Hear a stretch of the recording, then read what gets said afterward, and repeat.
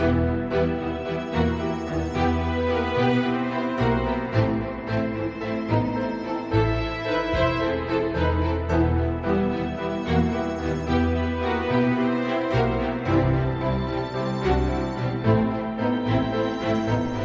Busters, investigating the mystery, monsters, and madness of Arkham Horror, the card game.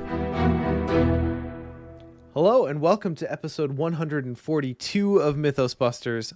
I'm Sean. Joining me tonight, as opposed to other nights, are the boys. We've got Scott. Hey, Scott. Hello. Hanging in there for side B. Oh, hell yeah. Puked and rallied. Didn't rally. Puked, though. So, we're good. Let's fucking go. Yeah. We've got Ian as well. Hey, Ian. Hello. As the person who's got the earliest night ahead of them, how are you doing? Normally I would be fine. I'm still sick because it's the same night as last episode. It didn't clear up in the last 2 hours? Yeah, I wasn't sick for 2 weeks or anything. Whatever weird Mythos Busters time thing, but yeah. It's fine. I'll rally. I gotta make it to the Snapchat, so, you know. Like, podcast tense is weird because you will have won't been sick by the time people listen to this. You think they're gonna have to invent a new verb tense for just our weird fuckery? Probably. We're almost there. And Justin as well. Hey, Justin. Hello. How are you? I'm good. I'm endlessly amused now by Ian referring to it as Snapchat. And it's just kicking around in my brain. Oh boy. You just go ahead and hang on for tentacle time this episode to hear a little bit about Snap, because I can't, we're going to stay up way too late talking about it, I'm sure. But anyway, we've got a very fun episode for you guys tonight. We're going to get caught up on a couple voicemails, or we're going to get caught up on one voicemail, really. Mm-hmm. And then we're going to dive straight into the meat of tonight's episode, which is to talk about our initial part of the Scarlet Keys player card review. We're going to get started early, so maybe it doesn't take us till the entire next whole-ass expansion to finish. It still will. A boy can dream. Hope springs eternal. Yeah. But anyway, so let's dive in. So one thing I forgot to mention last episode that I should have mentioned, and I'll go ahead and mention now. If you have a comment, question, a thing you'd like to say, a discussion topic, any of the above, you can call into the Mythos Busters hotline at 203-493-6984. In particular, right now, we've gotten several good submissions. Yeah, we'll call them submissions, voicemails and emails combined about house rules that you guys use. We want to gather up a solid list of house rules that everyone uses when they play Arkham Horror, the card game, and present that at some point. So the voicemail inbox is a great way to do that. So if you have a house rule that you or your play group plays with and would like to share that, 203-493-6984. Also, if you prefer to avoid the pressure of a timed voicemail, which some people have said, that's just too much, not going to do it. Totally fair. Send us a pre-recorded voice file, just an MP3 of you talking about it will totally be fine. We can stand that in for the place of a voicemail. No one will even know. So you can send that to mythosbusterspod@gmail.com. And then if that is too much, you can just go ahead and send us an email, text explanation of the house rule that you use. Again, mythosbusterspod@gmail.com. You all right? Mm-hmm. Sounds pretty good. Sounds great. So, let's move on then to the voicemail we have for this week, which comes from Jimmy Jedi. Hi there, this is Janine Jedi, long-time listener. So, was looking through the new characters, and Vincent Lee definitely caught my eye here. One of the things that I thought was kind of interesting, and I wanted to ask Scott if it works, because I think it does, is Strange Solution. There's only one version that Vincent Lee is allowed to upgrade into, the one that heals damage. So I believe you should be able to do the shrewd analysis upgrade into both copies of that version for a free upgrade, even though it's random. That's the only one that you can get. Seems like a cool way to save on some XP and get a nice little healing card for Vincent. Just wanted to share that with the team. Thanks. Yeah. I love how you already knew what he was talking about. Thanks for calling in. Yep. That's Yep, 100%. that's doable. Yep. Go ahead. Well, that So- makes sense because I didn't hear that he wants to ask Scott. I heard he wants to ask God. Oh. And so not to have that go to your head, Scott, but That's fine. Yeah. Yeah. The 10 Commandments, the ultimate taboo list. Yeah. Thou shalt have 30 good cards. It's the 30 commandments, but each one is just a good card. Wow. So I'll kind of just go over it just for anyone who's wondering. So Shrewd Analysis, it's that Seeker permanent. It's also a May ability, by the way. So, okay, I'm going to go over that. Shrewd Analysis, permanent, limit 1 per deck. Anytime you upgrade a card with the unidentified or untranslated subtitle, you may upgrade a second copy of that card at no experience cost. If you do, the 2 upgraded versions are chosen at random from among the eligible options. You must still meet all deck building restrictions. So, the eligible options for Vincent are the healing ones. So you have a random deck of 2. Pick And 2. remind me why it's because it's level 4, and he takes up to level 3, except if it heals. Yeah, he has Seeker up to level 3 unless he... cards that heal Cards damage. that heal to 5. 0 to 5, yeah. Got it. So yeah, that's why that works. It's absolutely fantastic. I believe Carolyn can do the same thing. Because doesn't it heal damage or horror?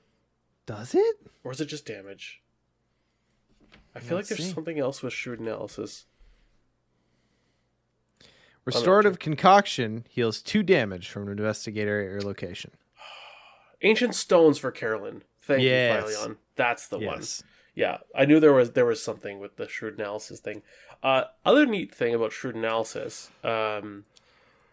if you are using it in a splash like for Carolyn, then it counts as a secret card, obviously, because it's part of your deck, but it's not part of your 30. But also, this is something that I used to take with Lola, simply because you can just add this to your deck. It doesn't do anything. But now you can drop down to 6 secret cards in your actual deck. Because you had to have 7 cards of each thing. This can just be card number 7 if you ever want to do something where you have to balance that out. That's fun. It's also a May ability, so honestly you can add it to almost any deck you want. And even if you do identify something, you don't have to do this. You can just pay the normal cost. There is a location in Boundary Beyond that is like 6 shroud, and it's -1 shroud for each asset you have in play. So anyone who can take level 0 seeker cards, you can just put this in. You have that location as -1 shroud. But I know it's really stupid. But, I mean, I guess you could say that about any asset as well. Yeah. But yeah. Vinny B asked, the real question is the healing solution worth it at even half the price? healing is so interesting in Arkham, is it not? It is. It is. Especially when you have the characters who heal. Because they both offer their positives. Right? Like Finance says, with the Vincent ability, sure. With Carolyn giving you resources, sure. Is it worth it enough to, is the value they're giving, is it worth it in your team makeup, let's say? If Vincent's playing across the table from Mark Harrigan, absolutely. Unbelievably valuable. Ultimately it's not until someone needs healing. Yeah. Until someone's having a bad time. If you talk about this in general in Arkham, if everything's popping and you drew the right encounter cards in the beginning of the game to let you set up, and now you're steamrolling, yeah, sure, you're never ever going to need it. Mm-hmm. But when you have those games where you just the bad things come out first and you get behind the 8-ball, like I think healing gets a little bit more juicy. You know what it always reminds me of is I forget, was it The Hangover 2, and I forget the name of the actor, but the guy, he's in Community, the teacher. Ken Jeong. Ken Jeong. Yeah. America's treasure. Like Ken when Jeong. you get to the end of the Dr. scenario, Ken Jeong. yeah. To me, in my mind, right, because health and sanity are resources you can spend, essentially, in weird ways. I'm sure people have heard this before. If not, I have lots of talking about it. But like, you get to the end of the scenario and you're like, you know, even Justin, we talked about you at the end of House Always Wins. Was it? You were really rough? No. There was one it scenario. was. I think it was the museum. Oh, museum. And it's like, you get to the end, you're like, oh man, I was really roughed up. It's like, but did you die? And No, because some motherfucker had healing in his deck. Yeah, I know. Bitch. But that line sticks to me. Anyways, my last thing on healing is I think that Hallowed Mirror is the best healing in the game because That's fair. Because you only need one person to have it. It's a single card that turns into 3 cards, right? Like, you don't have to pack 3 healing cards in your deck. Mm-hmm. You just pack 1, and But you do need to draw that one. You do. And then you can also spread that healing out, like, where you need it, like, so well between allies. It's just like essentially cards at your location, or allies and investigators, right? And you can spread it out. Yeah. Yeah, and it's a cantrip. Like, there's so many good things to say about it. Yeah. Psychopath mentions Earthly Serenity. I kind of need to actually include that in a multiplayer deck at some point. Mm-hmm. That's a survivor card, isn't it? Mystic Survivor. Yeah, that's dual class Mystic Survivor. Ooh, that might be something to look at for Innsmouth. Yeah. Of course, it's a willpower test, so I won't be taking it in my Silas deck, but Yeah. I mean, Luke can take it. that's true. And he can... Is it just at your location? It's got to be just at your location. From an investigator at your location, yeah. Yeah. Yeah, he can't do any of his weird stuff. But, I mean, Ah, well. his ability to get around to the location where he needs to heal you is... Yeah. It's all right. Luke's got a lot of weird stuff to do. It's okay that he can't do this particular one. I mean... Oh, yeah, I see what you're saying. Yeah. Yeah. Well, yeah. Thank you for the voicemail. I do also love that, like, halfway through. Yeah. Yep. I know exactly what you're talking about. Yep. Yeah. I mean, I don't know. Those kind of like little corner case interactions that just one investigator gets to enjoy. That shit like tickles me. I love it. Mm-hmm. It makes this game vibrant to me. Exactly. Yep. Just like poking in the corners and finding something cool.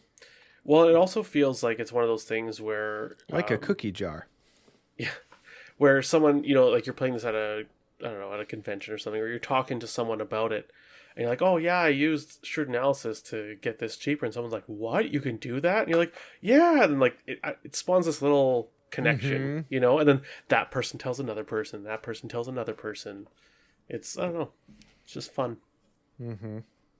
Community building. Through deck building. Mm-hmm.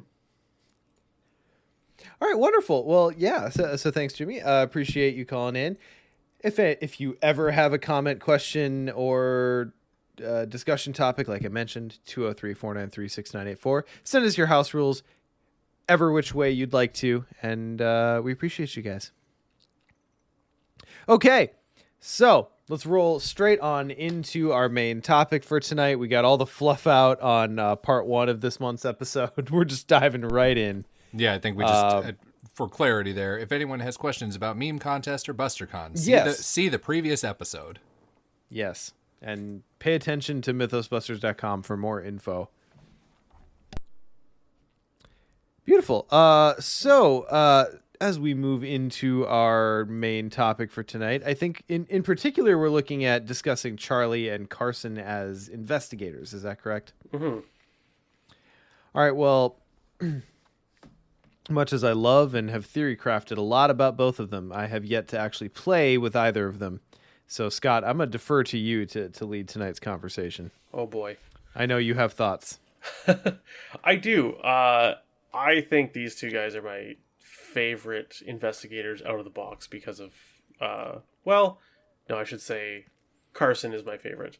Charlie I find interesting. Look, real quick, I want to say, Ian, last episode you were talking about your Charlie deck, your Carson deck that you never got to play. And I'm like, you know why you never got to play that? Because 4 out of 5 Mythos Busters came with Carson decks, and they were really excited to play with them. Well, and not to mention the amount of people I saw at Arkham Knights playing Carson decks. Yes, it was encouraging. Yeah, it was insane. Because I think it bears saying that there's a lot of discourse flying around, particularly in relation to Carson. And I don't know how to approach this. I want to say neutrally, without condemning or whatever the opposite of condemning is. Condoning. Yeah, without condemning nor condoning, that some people just kind of attach some meaning to certain investigators and don't want to hear and get a little bit heated, rather. I'm going to say. We get a little bit heated when the criticism flies a little bit more intensely than they'd like to see. And I get that. And either Sean or Scott, to that note, for anyone who listens but maybe isn't in the Discord or on the other online sections, do you want to run down what the buzz is there, both the positive and negative, just in general for Carson? Give them that context they might not have. Yeah. I think so. I'll run down the negative stuff because that's the stuff that kind of has stuck in my mind. Because like I will just espouse positive stuff all night, but the negative stuff has been basically there's some people saying he's not great solo, which I'm totally fine with. I mean, he's meant to be multiplayer. I don't feel like that's an argument. He's the multiplayer investigator. Like it just he's the one.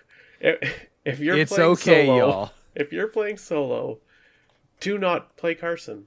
Like any other investigator can play better. So there's that complaint. I think the other complaint is just he's 6/6 for vitality stats and 2s across the board for all his testing stats, if you will, like willpower, intellect, all that stuff. And I think the perception is that the ability of him that he has to give other people actions is not worth the kneecapping that he has taken as far as the numbers on his card. I think is the major complaint. Yeah, I feel like you expressed it in a way that's far more neutral and less intense than anything I've read. But yes, I think that's the core of it. There's some vitriol out there. Oh boy. Yeah, I think that's most of what I've seen, and I think like both of the investigators we're going to talk about tonight, Carson and Charlie, have those like very low stats across the board to start with. 2s across the board for Carson, 1s for Charlie. And I think historically we've seen like with other investigators like that, the initial reaction is usually also, I wouldn't say majority negative or anything like that, but let's just say a sizable, like when a sizable amount of people who are a little bit hesitant, I'll say, to put it diplomatically. Like when Calvin was first announced with 0s across the board, there was a little bit of a freak out about that. Preston with his low stat line, and we're at a point with both of those at this point in time where I think most people, whether or not they jive with those particular investigators, will at least admit that they can be made to work pretty well. But we're still pretty new with both Carson and Charlie, and I think what you mentioned, Scott, is usually the argument I hear against Carson of, well, yeah, he can support other investigators, but wouldn't you just be better off having an investigator in his spot who can do things himself? The answer is maybe. I mean, I feel like there's a lot. Spoiler alert, I'm going to be pro Carson in this discussion, but I think there's a lot of different ways to answer that, and I don't think we necessarily need to like debunk those arguments because people can feel that way. That's fine. But I do think it's worth saying, like, you could probably say that about a lot of things in this game. Like, the beauty of Arkham at the end of the day is figuring out new ways to do like the core things that you need to do in the game. And if we just defaulted to whatever was like the most straightforward and efficient way, well, it wouldn't be a very interesting game. We'd all just be playing dubs all the time. So. Right? Yeah. Thanks, Scott, from the community. Yeah. Sorry. So should we like start off just reading through Carson so we kind of have a baseline of... Yeah, probably. Why don't you read his front? I'll take a close look at Carson's front. So Carson Sinclair, the butler, as mentioned, 2s across the board. Assistant trait, I think that's the first time we've seen that, maybe? You may take an additional action during your turn, which can only be used on the below action ability. Action ability is choose another investigator at your location. They immediately take an action as if it were their turn. Our old friend, as if. Limit once per round for each investigator. Elder Sign effect +0, draw 1 card. You may resolve this effect anytime another investigator at your location resolves their Elder Sign effect. And then the aforementioned 6/6 vitality stats. Nice. Sean, do you want to take a look at Carson's backside? Oh, I sure can. the butt of the butler, as it were. So he has a deck size of 30. Secondary class choice at deck creation. Choose either Seeker, Mystic, or Survivor. And then his deck building options are Guardian cards 0 to 5, Neutral 0 to 5, up to 10 levels 0 to 1 events and or skills of your chosen secondary class. He has the same off class as Mandy and Gloria. And There's Amanda? one more I'm forgetting. Right? Amanda? No, Amanda has a trait. Amanda has practiced. Tony, yes, thank there you. we go. Yep. Andy pointed out in chat. Tony. Yeah, so it's similar there. So level 0 to 1 events of your chosen class. And then 2 copies of As You Wish, Selfless to a Fault, and a Random Basic Weakness. All right. I will read As You Wish. You get 2 copies of this. It is a neutral skill. Has 3 wild icons. Practiced and expert. Carson Sinclair deck only. Commit only to a skill test being performed by another investigator. If this test succeeds, the performing investigator draws a card. If this test fails, you draw 1 card. And Justin, do you want to read the weakness, Selfless to a Fault? I can. Selfless to a Fault. A treachery, weakness, flaw. Revelation puts Selfless to a Fault into play in your threat area. Forced. At the end of your turn, if you did not commit at least 1 card to a skill test performed by another investigator this turn, take 1 horror and shuffle Selfless to a Fault into your deck. You know what? It's not too bad. It's pretty terrible in solo. Oh, yeah. You might even say that it's carcinogenic. Oh, wow. Wow. I think I might. I may not, but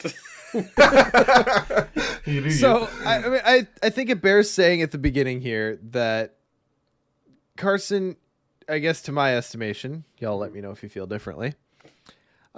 His value increases with the amount of players in the game.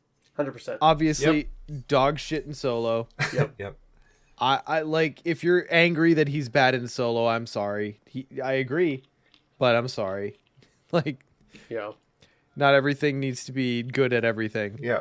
In 2-player, he's still kind of awkward in my opinion. So like, the other person you're playing with just still has to be flex, and you're just amplifying them, which I'm sure could work, but probably doesn't feel as good as 3 and 4-player, where you've got multiple options as to who needs help, how do they need help. Here's an extra action for you. Here's an extra action for you. Y'all, you did great. Good job. I Yes, I will say, like I talked in last episode how I've been running Carson and Charlie together. Granted, it's only been 2 scenarios, so let's see what happens when I run a full campaign. But it's not as awkward as I thought, and that might just be like it might depend on who's Carson's partner. But I think it can definitely be made to work in 2-player, just depending on you are definitely kind of working to shore up whoever the other investigator is, but it just depends on how you build. And I think something we'll talk about with Carson in general is just that there happen to be a lot of cards in Guardian that let other players do things. Like the new upgraded Ever Vigilant, for example, that lets other players play out assets. But we're kind of like talking about some other cards in Scarlet Keys that we haven't reviewed yet. But like there's the, I think it's called Motivational Speech, where it lets another investigator play out an ally and reduce the cost. Like, point being, there's teamwork, there's stand together. Point being, there's just a lot of cards that you can put in Carson's deck to let the other investigator do things. So, yes, Carson might not be doing a lot himself, but you're kind of just supercharging whoever that other investigator is.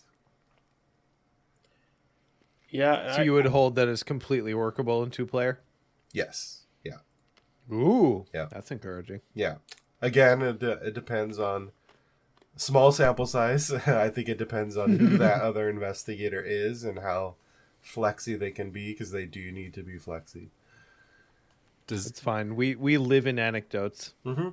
Does Ian know that we're not playing Bold But True right now? That's my secret cap. I'm always playing Bold But True. I'm gonna go out and say that I think he's perfectly fine at 2-player, and there are ways to build him as the perfect supporter to whoever you're playing with, and can cover some of the shortcomings of that other player. Either through, like, if you need damage, he can do that through like getting clues. He can do that. I almost said investigating, but he's not investigating. He's getting clues, and just the ability to essentially be a tag along to that other person and make that other person a 4-action character, while also making sure they are just passing tests relentlessly, so that all 4 of their actions count every single turn, without depleting their resources. I think he's fantastic. Interesting. So he can be a little bit more pointed support in 2-player as opposed to having to spread out a little bit more. Yeah, he can. Like, I don't know if you guys have seen Runic Axe. It's a pretty good card. Yes. I mean, I think it is obviously, it's, many other investigators can use it. Carson, it does so well. It can actually have him killing stuff. It also offers some movement abilities for him. So if you're playing 2-player with a Clover, like, Carson can cover them decently well, and have solutions for getting away from enemies when needed. Yeah, I think he's perfectly fine. Yeah, I think that's a good point about how he kind of...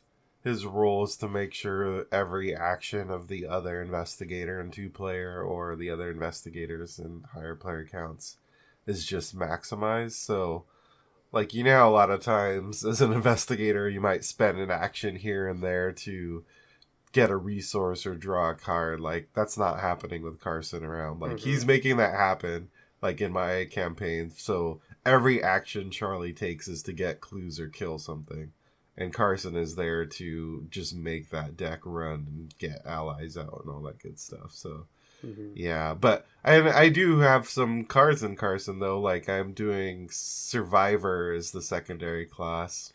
So I have some of those level 1 skills that are just the basic actions. Like, I think it's, is it? Brute Force and the investigating one. I can't remember. Not Keen Eye. Yeah.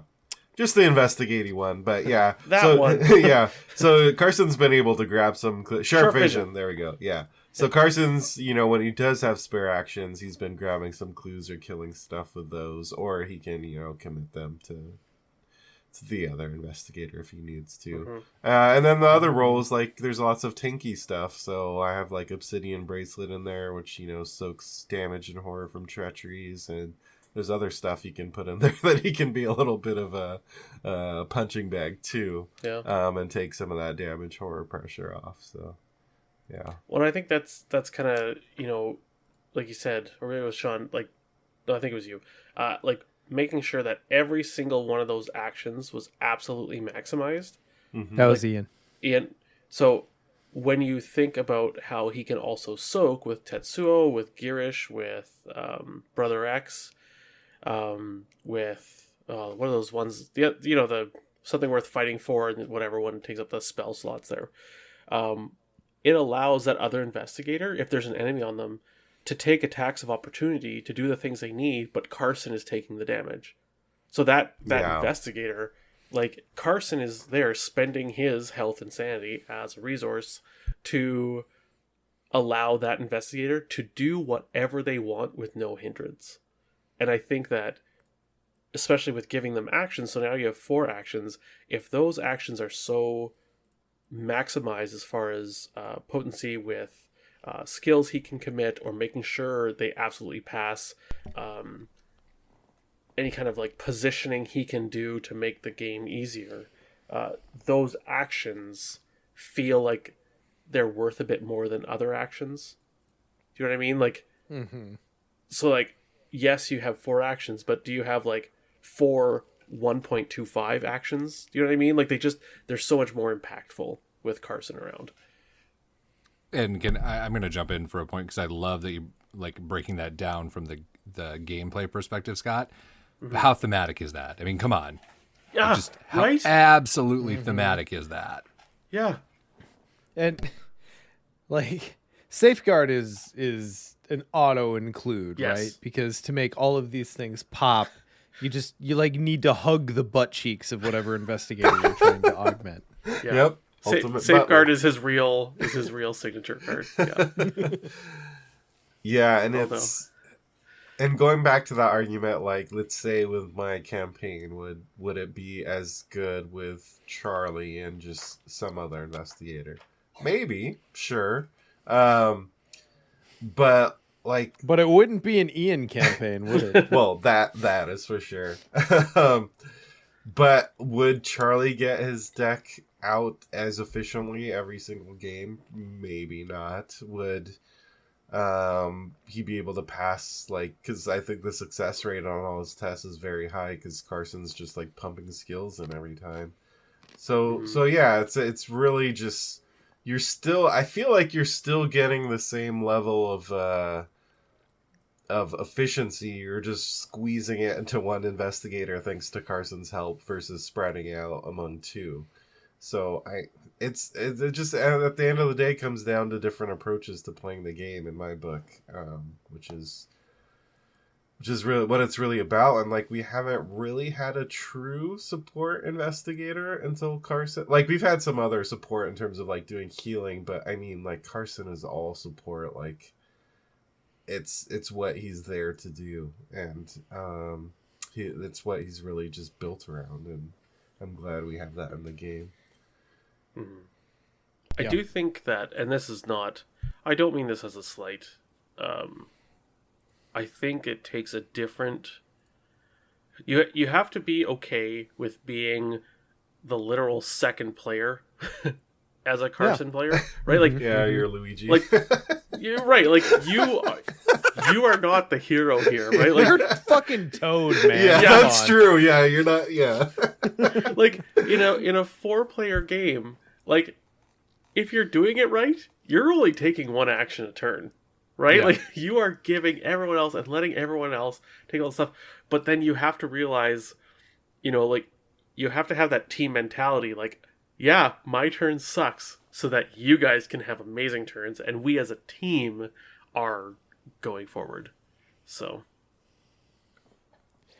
Yeah, for sure. And I think one of the things that I didn't truly appreciate until I actually tried Carson is just the timing of it, the way that you use your actions to let them do an action. It's essentially still your turn, but they're taking an action out of turn. And I think that's underrated. It's underrated. Yeah. Like when you just look at it, it's like, oh, it's an extra action. But no, it's an extra action at a different timing point, which is surprisingly useful, like during actual Arkham games. Mm-hmm. And some people paid 6 resources and an ally slot for that shit. Yeah. Yep. Chumps. Rogue players. Ugh. So, if you look at Yeah. the 3 options that Carson has for his subclass, what do you think some of the better pulls are for each of them? So, like Seeker, for example, like what are you looking at? You know, level 0 to 1 events and or skills Okay. to make him pop. So you're not asking which one do you think is best. You're asking No, just What are the like pull- okay. what's the clutch of things that you're looking at in each of these classes? because I was going to say I don't know.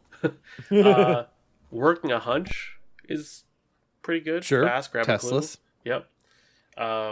Eureka is really good because you Yep. can commit it to someone else and they get the search. Mm-hmm. Good old deduction. Yep. Yeah. Sure, yeah, throw that into someone else's test. Possibly Old Book of Lore if you're not running a runic axe. Ooh, practice makes perfect. You can proc on Oh, someone yep. else's test, right? Yep. Yeah. Okay. Yeah. There's Also, I have to say, completely tangential to what we're talking about, but his Elder Sign effect. I had the benefit of seeing Carson in action at Arkham Knights first. Casey had a version, Nick had a version, and the amount of cards that Carson drew off of other people's Elder Signs was great. mm-hmm. It was really fun to see. Yeah. Up. Someone in chat, his name is Discord_username. Extensive research because you aren't playing cards. Ooh. Yeah, like you are playing cards, but like I mean, he's drawing enough, especially if you're going to be Seeker, right? What's the one where you can Shortcut? Yeah, Shortcut. As I know you love and constantly have always stand, Scott. Shortcut is a good card. Like, sure. Yeah. I mean, not all of us can have safeguards. So, what's the 0 cost draw 3 cards Yeah, but you shared can among your you people? can shortcut someone and then like safeguard right after them. Well, that's what I'm saying. Yeah. Oh goodness, not forbidden knowledge. The draw 3 Deep knowledge. Deep knowledge. Yeah. There we go. To draw 3 cards and you can share it as you Sure. see fit, and you're not Or you taking can tests. give So all of them to 3, or Yeah. all 3 to someone else. and you're not taking the test, so you don't care about the curse tokens. So you're good. Okay, I dig it. Any other secret choices? We'd consider barricade. I guess it's a weird one, but How about Mystic is the one that like baffled me most. Yeah, that one's tricky. Because yeah. I mean, ward of protection for yourself is fine, but you can't take ward 2. I'm trying to think of the other Mystic cards that came in this expansion, which ostensibly were. So, if you're taking Runic Axe, I know I'm going off on this. Winds of Power to put charges on Runic Axe. It's pretty good. It's the after you draw it, you can play it event. Places 2 charges on there. Occult Theory is decent. It's essentially like a what you call it? It's like 2 willpower, 2 intellect. But when you combo that with Bestow Resolve, the Guardian card, this one came out in Scarlet Keys, so I'll read it. Oh, the doubles. No, so it basically turns all the skill icons into wilds. Oh. So, Occult Theory and Defensive Stance, which is the Guardian one, the Fist and Agility one, those are 4 wild cards. It's basically a Promise of Power without the curse without tokens. the curse. Speaking of Mystic, Promise of Power. Yep. Okay. Well, I mean, yeah, it's purple, so Yeah. of course it takes Promise of Power. Yeah. I think those are some of the good Mystic ones. Yeah, I saw Power Word mentioned out there. You can only take it up to 2 XP. 4 XP. Oh, right, 4 XP because it's split amongst the 2 of them. Yep. Yeah, okay, that's better. Drawn to the Flame. Sure. Grab a couple of those. Vinny B mentions bringing the Delves. Yeah, of course. Maybe setting out the open gates and just Oh. setting up the map. Sorry, you're right, Sean. It is 2 XP. For some reason, I was thinking he had level 0 to 2. He has 0 to 1. Yeah, okay, yeah, okay. Yeah. He can 2 take XP. up to 2. Yeah. Yep. So. Interesting. Yeah, you can do Prescient.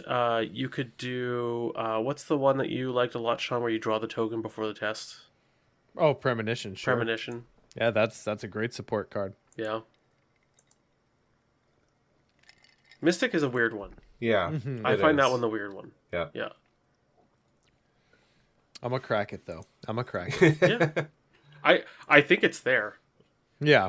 Yep. So then Survivor, which Ian's already posited a fair few good ones. Mm-hmm. Yeah, those upgraded skills, brute force, sharp vision. I mean, aren't like most Survivor cards only 1 XP? Yeah. Like, isn't it most of them? Yeah.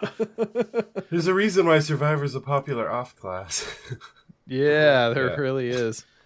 Like level 1 mortar protection. Can he take any of like the cards that augment exile? Is there only one and I'm pretending there's more than one? Is it just deja vu? I think so. Okay. So no, he can't take that. Yeah. For Survivor, I like the dilemma at a crossroads. Oh. You choose an which one is that? investigator. So choose an investigator. Choose an investigator and decide. So not even at your location. Immediately take an action as if it were their turn, and then discard a card at random from their hand. Or the chosen investigator loses 1 action during their next turn, which you're going to give back, and they draw and they draw 3 cards. Ooh, that's pretty good. Yeah. I'll take that. Nature of the Beast is also really good. Another dilemma. Reveal the top 3 cards of the encounter deck. Choose an investigator, draw 1 of the cards, discard the rest. Then choose an investigator to discover 1 clue at any revealed location. Probably better in like 2-player, Yeah. but I like it. Take Heart. Can commit to any test, and then if the test fails, the performing investigator draws. It's 2 a and 2. classic. It's a classic. Usually used on yourself, but Yeah, of Yeah. course. But if you're Carson, maybe not. Okay, so we've talked a little bit about, Carson helping other people do things. That's like his primary function. But if you want to put in some cards to make Carson actually pass his own tests and contribute in the traditional way, what do you think some of his better options are? You've mentioned Axe. I think I agree there. That seems like a good one. for his own actions, I think like most of the own actions that you're gonna do are gonna be automatic ones. So like scene of the crime, like that says, Yep. Sure. dynamite blast, Yep. dodge, so you can get out of dodge. Yeah, I think the goal is to not do much yourself. Yeah. Sure. I think Runic Axe is the one that, and like some people have been using Sledgehammer, which I like too, as like a third Runic Axe. But that's the only asset, really. What is level 0? What's the skill boost on level 0 Sledgehammer's second action? Is it plus 2. 3? Plus 2? Plus 2 and plus 2 damage. Okay. That's not bad. That's workable. Yeah. I really think like the way I have played Carson and the way I've seen Carson played that's really great is you are trying to avoid any tests as much as possible. Like anything automatic is really great. And then you're just trying to survive the Mythos phase with whatever skills you have. And Carson's one of those ones that, you know what, you can run a lot of skills and it's okay because that's a main way you can help yourself and others. He's also got access to Martyr's Vambrace. Yeah. Which is going to give you some soak against revelation or, like treachery effects, that sort of thing. Mm-hmm. Yeah, so you can also, like, going along with the soak approach and the, what I'll call the harder daddy suite of cards is like toe-to-toe, which is, having the enemy attack you and then it's automatically successful. A guard dog can be great in Carson. So just those kind of cards. I meant Obsidian Bracelet, by the way, for anyone who's screaming into their headphones. Yep. Obsidian Bracelet is the one I was actually referencing. Yeah, Obsidian Bracelet has been super good in Carson for me. Yeah. Like, I think you could, if you put enough time and effort in, get him to a place probably where he could do some tests and stuff, but why would you? Yeah. No, that is kind of where I'm at the point. Like, okay, you might just want to play a different investigator, but yeah. I mean, it's fun as a challenge, but like when I play Carson, I kind of want to do Carson things of like playing to his strengths. That's kind of the interesting thing, right? Like, I know Lola was kind of a gathering point for a lot of emotions in both directions prior to some of the more recent investigators we've gotten. Like, the truth is just that some investigators don't play to everyone's preferred way to play. So, like, the people who look at Carson and go, like, I want to do my own things and I want to do them well. Why the fuck would I ever play this investigator? Yeah, that's fine. That's an okay way to feel. But I feel we've said multiple times throughout this conversation, just adjusting the way you play, and in particular, just wanting to make other people's turns better than yours. I love the investigators that play differently from any other investigator, and Carson fits that bill perfectly. And now having seen a couple of like pure support, high multiplayer count Carson's in action, he's a really damn good investigator, but not in and of himself. He's just one you want on your team because he makes everyone else better. And I just understand that not everyone wants to play that way. So I don't know. I guess some of the discord that's out there it's its own thing, and it's probably going to continue to happen for the life of the game. People get invested in investigators, and I guess that's its own thing. I just want to throw out a hype up to fighting lessons skill card. That one is just beautiful. Like, commit to a skill test during an attack or evasion attempt, and you can commit it to investigator's test at any location. Like, that is just yeah, so good. I love like it features like Leo, but like Leo if he were rendered in a child's like pamphlet on gun safety. That's the art for fighting lessons. Wow. Yeah. It's a semi-deep pull, Sean, but I'll allow it. Yeah, I mean, tell me I'm wrong. And I mean, why not take Hollowed Mirror in Carson? Oh, why not? Like, we just talked about the healing thing, and it's one card, and yeah, so good. And if nothing else, he's only got 6/6. It's good insurance. Yeah. I liked Girish Kadakia. The 4 cost 4 XP ally, 3 health, 3 sanity, and he can soak for others. And during a skill test being performed by an investigator at your location, you can exhaust them. You get +2 skill value for that test or whoever is getting it. And if it's successful, you heal a damage or horror from him. Like, my goodness. Yeah, so good. that's perfect for Carson. Yeah. Mm-hmm. Even for using on yourself, right? Like, Yep. depending on what's going on. Sure. Yeah. I mean, as I was asking earlier, Girish seems like a good way to make Carson actually pass tests from time to time. Mm-hmm.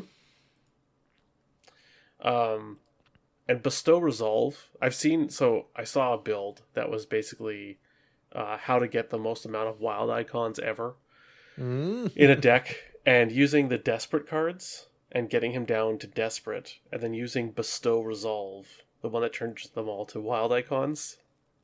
Like, so now you have like 14 cards in your deck that can be 4 wild icons. Because you have 2 of each of the That's skills good. for Desperate, was 8. And then Occult Theory and Defensive Stance, which we talked about. So that's another 4 cards. And then Promise of Power. So, yeah. Seems good. Yeah. And then, yeah, I suppose Psychopath mentions he can take Gumption. That's a good way to pass a test that's difficulty 2 or less. Hey man, there's some lower difficulty tests. That they exist. Absolutely. Yep. All right. Well, I know Carson's a little bit of a hot spot for discussion, but any final thoughts on him before we move on? I love him. The end. Very positive. A Personally. dedication I really- of love. I really enjoyed playing across from him at Arkham Knights. Yeah. Yeah. Always a pleasure. I don't think that you can fully understand how good he is until you play him or play across from him. Yeah, I think that would Like- be my final thought, is like you have to try it. You can't just evaluate in a bubble. Like, it's... Yeah. And I didn't mention during the Arkham Knights episode, just special shout out to Nick playing Carson, because I was playing Yes. Kaimani and I was running Payday in that deck, knowing that I would be playing across from Carson. So I got some huge paydays because Carson was just dumping actions my way, and yeah, it was a thing of beauty. Oh god, yeah. Payday. Yep. Yeah, we That's didn't fun. really go into all the play sessions in the previous episode, but you had that, and then Nick was also playing Carson in our game on Sunday, wasn't he? Yeah, where we finally played all the way through Fortune and Folly. We Absolutely. played all the way through, and it was I've been framing it as it's one of my. It has moved up to that was a top 5 Arkham experience for me, because the game was. That was one hell of a finish. It was a hell of a finish down to the final turn. Thematic as heck. Carson threw himself on his sword, but throughout it, we basically got to have Carson buffing up me as the Clover, then let me go do my thing a little later, and he was helping you out, sticking to your hip. But it was wherever we needed him, he went, and it was just it was so fun. Yeah. Yep. Like, if ever anyone shows up to a pickup game with Carson, they are a welcome addition. Yeah. Based on my like 4 or 5 games of experience playing across from Carson's. So based on that deep experience you already have, do we take Carson to Innsmouth with us for Iron Man? Ooh, that's an interesting question. We need a final answer this moment. No. It won't be me, but again, if you want to play Carson, I am into it. Psychopath. He gonna die. Yeah. Oh man. Yeah, I don't know. Innsmouth is just a spiky campaign. Oh boy. It's going to be interesting. And that's one of the campaigns I think that might not be as well suited for Carson. Like I think he can do well anywhere.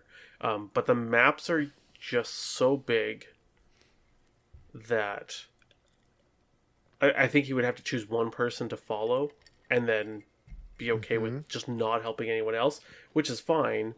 But there's just going to be so much of that splitting up. Except for horror and high gear. That's going to be awesome. Him driving a car and just... Lean out the window, sir. Yes, shoot that one. Yeah. I'm just really sad that he's not terribly well suited to be a driver, because that thematically is where he belongs. Yeah, the tests. You don't know his life.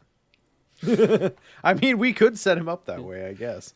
Oh, Vinny has a great suggestion. Can't find a fourth player? Set up a Carson bot.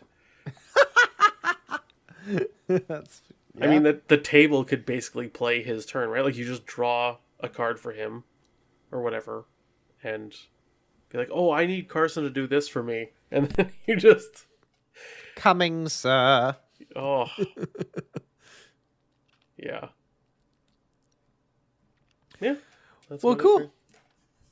Okay, well, moving on from Carson, which has caused a fair amount of ambivalence in the community, I guess, to say the least. Let's move on to Charlie, who was so anticipated. Okay, and like, quick aside, coming primarily from Eldritch Horror, where Charlie was like a staple. Mm-hmm. Like, the joke about the Carson bot is real, because people would just be like, all right, let's run a Charlie bot, and he just buys things for everyone. Yep. And it just makes the game better. That was a real thing in Eldritch Horror. A little bit boring for a player, but great if we just wanted to run, a fourth. Anyway, I actually think that Carson ended up a little bit more in that type of spot in the LCG, where Charlie is in Eldritch Horror, which is interesting. Yep, Tika. Yep, that's the strategy. Sit in Tokyo, buy stuff, kill monsters. Yep. That's Charlie's life. Yep, absolutely. Okay, so anyway, Charlie, we talked a lot about him when we got to preview him, which was really cool. And we talked a little bit about him last time. So, Ian, why don't you read Charlie to get us started? I shall, once I find the correct page. Hold, please. Okay, Charlie Kane is the politician, of course. Ones across the board for stats. Civic and socialite traits. You have 3 additional ally slots. Free trigger, Zappy Boy. During a skill test you are performing, exhaust an ally asset you control. For this test, you get +1 skill value, plus an additional +1 for each skill icon that ally asset has that matches this test type. Elder Sign effect +3, ready an ally asset at your location, and also a 6 and 6 for health and sanity.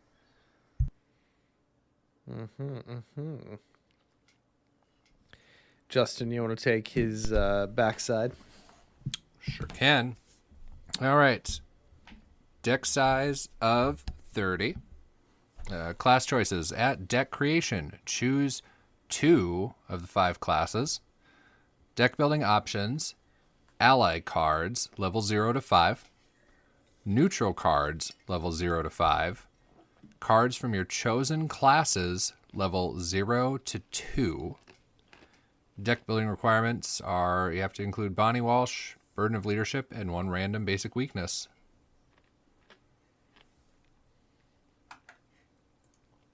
Scott, you want to take Bonnie? Sure do. Bonnie Walsh, she's the loyal assistant. She's a 3-cost asset, double wild icons. Ally, Civic, and Assistant traded. Charlie Kane deck only. Reaction, after you exhaust Bonnie Walsh, ready another ally. You add another ally asset you control. Limit once per round. She takes up the ally slot, obviously, and she's got 2 health, 2 sanity. And Sean, do you want to take on the burden? Oh, I sure do. The Burden of Leadership, which is his signature weakness. It is a treachery, flaw-traded revelation. If you control no ally assets, shuffle Burden of Leadership back into your deck. Otherwise, for each ally asset you control, either exhaust it or deal one direct damage, or deal it one direct damage and one direct horror. I tell myself it was for the greater good. Was it, Bonnie? Was it? What do you think of his weakness? I feel like depending on the turn it comes out, light. Yeah. it could be fine. It's lighter, Yeah. which is fine because I feel like Charlie's an investigator that requires a bit of setup before he really gets popping. Expensive setup too. Yeah, exactly. Allies are And not cheap. I do not mind that his weakness doesn't swing quite as hard unless you're very set up and we're intending to do something specific. Psychopath mentions in chat, and this is probably a very tiny rules minutia for those that like this won't affect many people because you're probably playing it correctly, but it's currently missing a very crucial must. Ooh, where? You must either exhaust it or deal it one direct damage and one direct horror. Something like that. So what does that get you that it's not there? I think you can choose to exhaust it when it's already exhausted. Oh, okay. Yeah, Discord username brings up here. Yeah, so if it were already exhausted and you draw this card, you would have to choose to deal it one direct damage and one direct horror if must were there. Is that accurate? I think so. Okay. Yeah. But I think that was the answer coming back, though, that you cannot exhaust a card that's already exhausted. So I think that's... Anyways. That's different? Okay. I don't know. Rules minutia. I'm not even sure about that stuff. It's currently under review, says Psychopath. Okay. So. Makes sense. Anyways, I mean, I think everyone is playing it as intended. Yeah, I think the intent makes clear, if Yeah. nothing else. Yeah. Yeah, that's a side note, so... Yeah, I think as long as you Charlie. know that it's there, just be careful when you draw, and be careful when your allies are exhausted, and it's not too bad.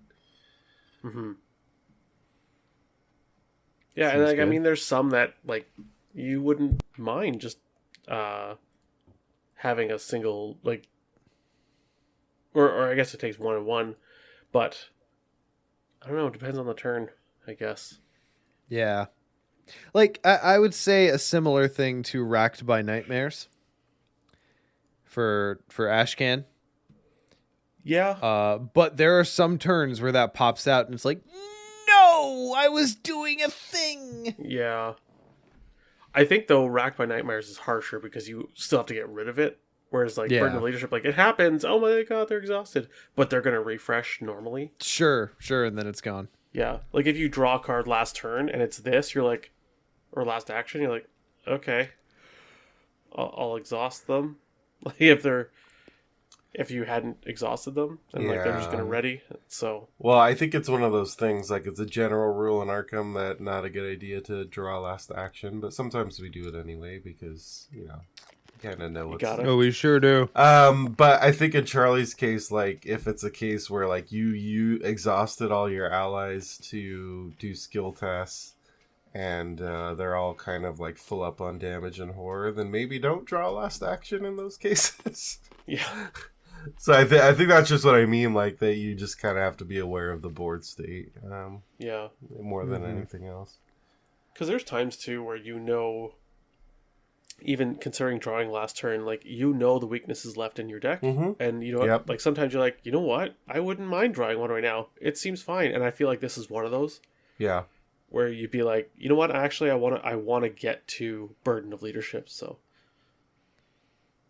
yeah. Yeah. Okay. So, first thing I want to point out is a mistake I made two separate times when trying to build Charlie decks. And that is, he can take allies 0 to 5 from any class, not just the 2 you pick. Yep. Yes. Thank you. He is rainbow ally person. Yep. Yeah. Don't be like me. Be better. Don't take Patrice into Dunwich. Well, I mean, yeah, definitely be better than that. But I got like halfway into 2 separate deck builds and like really trying to congeal my ideas until I realized that I had hamstrung myself and completely needed to rethink my build because I could take a swath of allies that I hadn't considered. Mm-hmm. So yeah, just wanted to save hopefully at least one other person from that pain. So yeah. Yeah. So that being said, what do you think are the easier class choices to make? I think it depends on, like, if you're going like all rounder. Mm-hmm. I think obvious Guardian Seeker is like I don't want to say base Charlie, but I don't know. You do both things that are required for the game. That's like vanilla Charlie. Yeah. Yeah. Like I have that because I'm doing the Carson Charlie, so it's like, okay, Charlie just needs to be like just classic 2 classes, get it done. So yeah, I think that's like the baseline, but there's certainly a lot of other, options that you can explore there. Now, do you think you find yourself more often building Charlie with an ally spread that helps you pass the tests that you want to pass, or building Charlie to take a lot of testless things? Yes. Or is it, okay, so some combination of both. Yeah, I mean, I think it depends on what I want out of him. I think I'm more along the lines of I build him with allies that are doing what I want, and if the icons line up, that's great. But if they don't, like, you know what I mean? Yeah, he's so flexible that it's hard to really pin down, like, this is the way to run Charlie. I think you could do both approaches or a mix. The deck I have currently is kind of a mix. Like, I have some of the Seeker allies that I like that just come in and have the one-time effect, like Art Student or Lab Assistant. Because they have their one-time effect, but then they also have the icon that you can just pour into tests, which is helpful. But then I also have people like Michael Lee, I think that's his name, or the Summoned Hound, that they're doing stuff on their own, but then they also have helpful icons. So yeah, it just kind of depends. I think you could do one or the other or both. I will say that, like, having run him for the first time, his free trigger ability gets you farther in terms of passing skill tests than I thought it would at first glance. Yeah. Yeah, I always forget that you get a base +1 and then a bonus for the icons on the ally. Yeah. Like, that's super important. Yeah. Okay, so that being said, what do you think you look for in an ally to consider them for a Charlie build? Usually, honestly, man, it's the text. I rarely look at icons. I don't prioritize stat boosts that as much as I normally would. Because, like, even with Beat Cop, like, for instance, getting from Charlie from 1 combat to 2 is not crazy good. I'm taking Beat Cop level 2 because I can exhaust it and just do a damage. Okay, I mean, that's fair. Yeah. Yeah. Like, I'm usually I'm looking at the text box. Testless abilities, do you think is a thing? Yeah, testless abilities. Yeah, I'm just looking at a deck I have in front of me, and yeah, it's all just testless stuff. Or it's like Gearish, where it's like give +2 to someone else. But yeah. Yeah, I think I kind of was the reverse of Scott, where I did look at the icons and the allies first, but then I did make some tweaks. And this is where it gets back to, I think there's lots of different ways to run it, because I also have, like, Summon Hound, but I also have the Survivor Cats that let you take. So you can also do that route where it's like allies that are making you take tests at some high base level, because then you can also pop Charlie's like boost on top of that using his natural ability, so it would get pretty high numbers. And I think you probably could make a build where you do. I also didn't go heavy in like stat boosting allies, but I mean, with that many ally slots, you probably could and get Charlie up to some crazy numbers and then layer his ability on top of it. So yeah, I really like what's Cat Mom's name? I need to look it up. Yeah. Oh, Miss Doyle. Yeah. Doyle. Yep. Yeah. At Discord username brings up to Rod of Animalism Charlie. Yeah, I've also heard Disney Princess Charlie.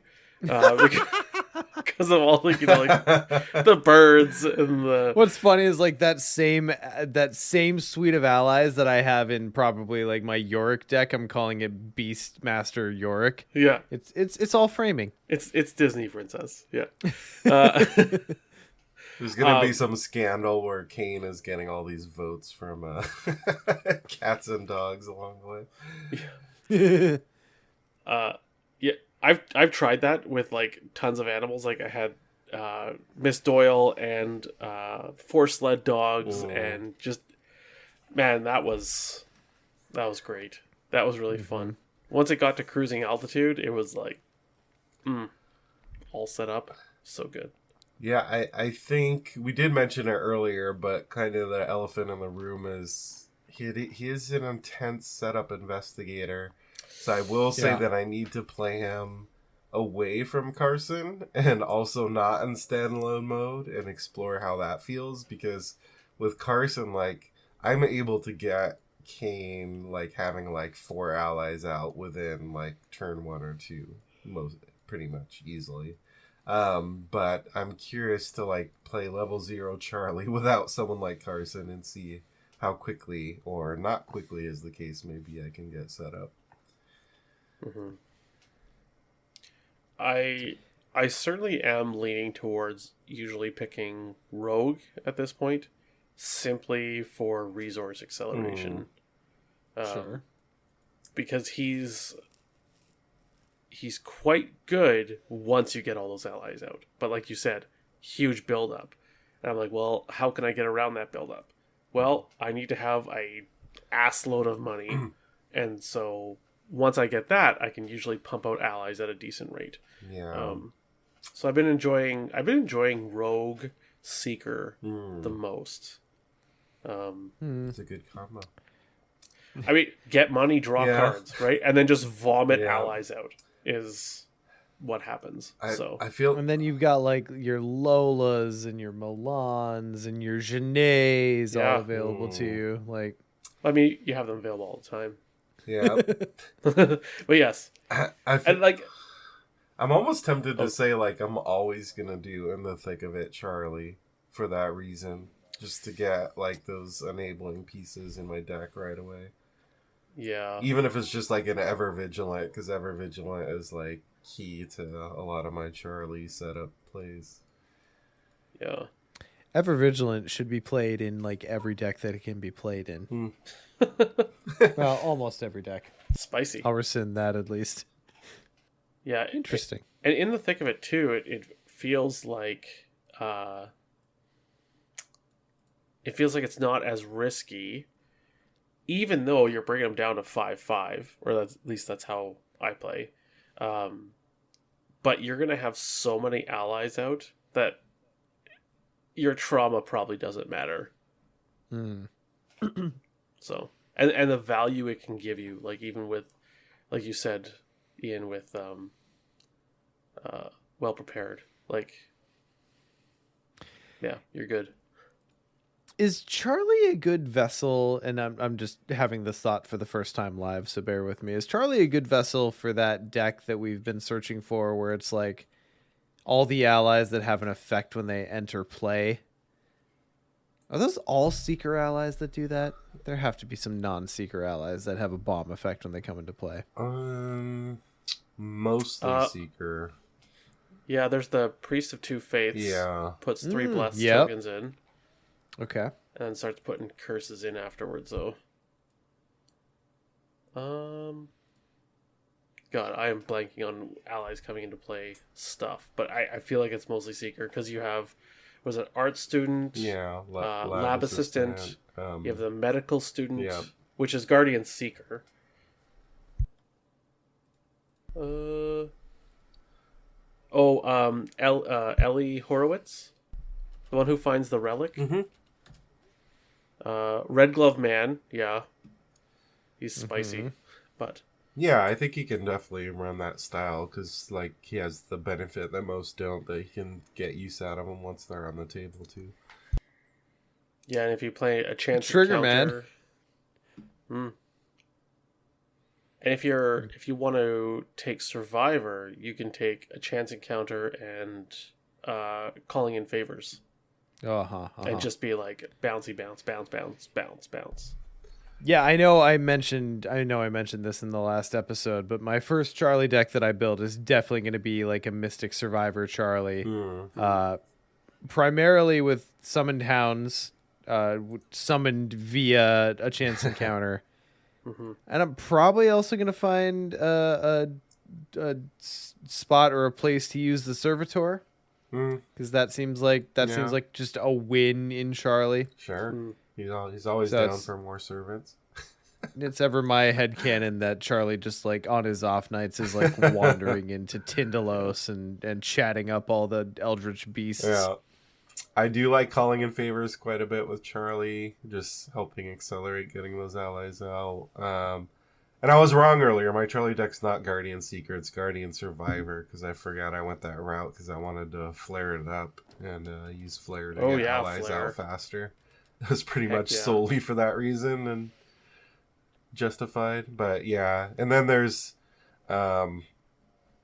we haven't mentioned it specifically for Charlie because I'm actually using it in my Carson deck in my campaign, but motivational speech, which is like made for his Charlie. Real signature. Yes. Yeah.